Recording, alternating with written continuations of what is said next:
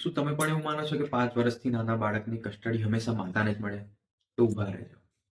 હમણાં જ ગુજરાત હાઈકોર્ટે સ્પષ્ટ કર્યું છે કે 5 વર્ષથી નાનો બાળક છે તેનું કલ્યાણ મહત્વનું છે.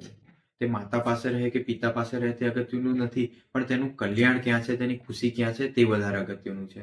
તેનું ભવિષ્ય નિર્માણ ક્યાં થઈ શકે છે.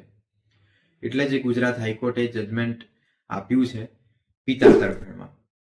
આ કેસમાં માતાએ દાવો કર્યો હતો કે બાળક 5 વર્ષથી નાનું છે એટલે તે માતા પાસે રહે, પણ તે દાવો હાઈકોર્ટે ઠગાવી દીધો અને પિતાની પાસે તે બાળક ખુશ છે તેવું દેખાઈ રહ્યું હતું. ત્યાં આગળ બાળકનું ભણતર યોગ્ય રીતે થઈ રહ્યું હતું.